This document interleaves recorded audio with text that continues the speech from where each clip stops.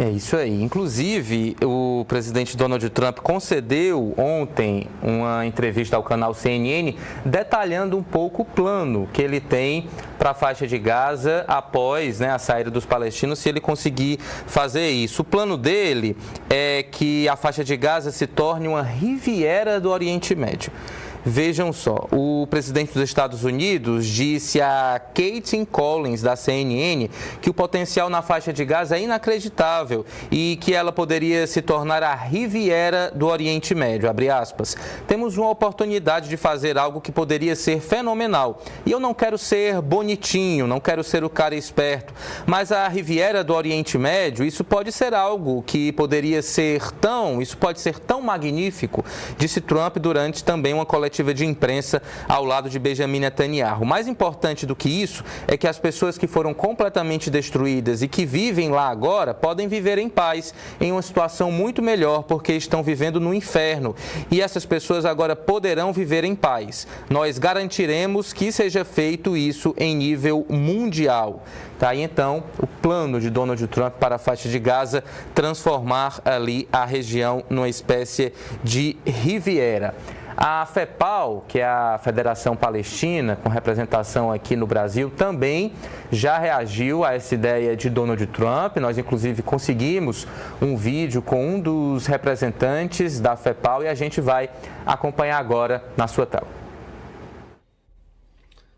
O novo presidente estadunidense, Donald Trump, ele tem uma posição muito clara quanto ao que deve acontecer na Palestina. No seu primeiro mandato, ele já tinha dito que a Cisjordânia não seria integralmente dos palestinos, não haveria soberania total sobre a Cisjordânia.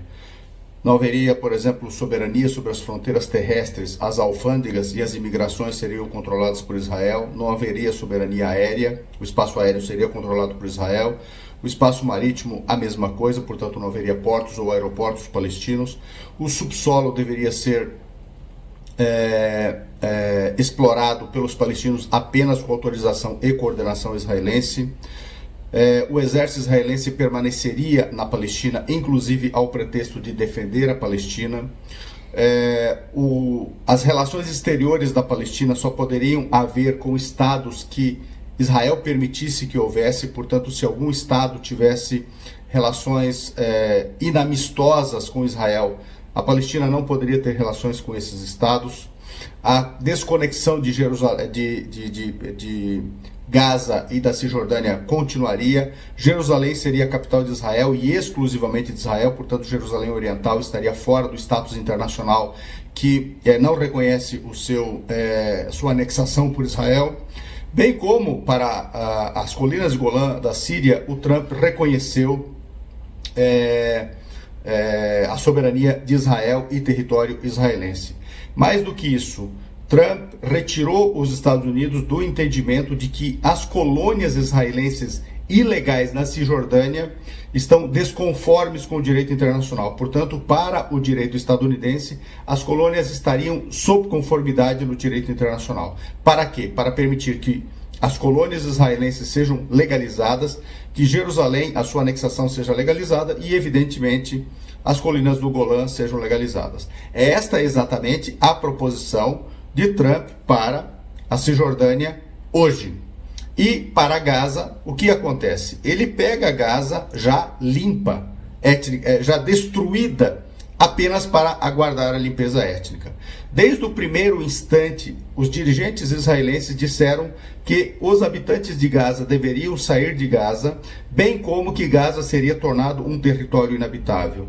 Isso combina exatamente com o discurso do Donald Trump hoje, de que não há condições de viver naquele território. O que quer dizer que, por exemplo, os Estados Unidos e Israel não permitirão a reconstrução de Israel para torná-lo inabitável. Consequentemente, não haverá escolas, não haverá hospitais, não haverá residências. 92% das residências foram destruídas.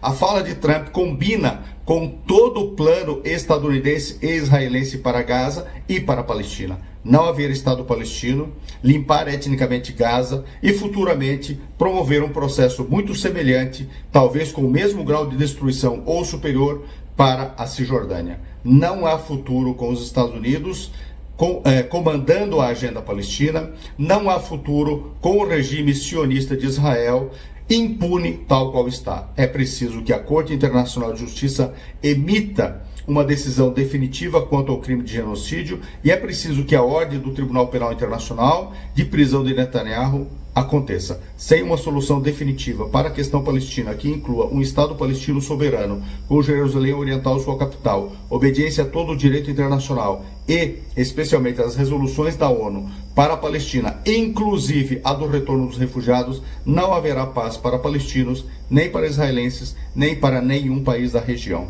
E os países da região, evidentemente, apontam que rejeitam qualquer solução que implique na limpeza étnica da Palestina, que agora já tem mais de 60 mil mortos, mais de 120 mil feridos, quase todos graves e mutilados.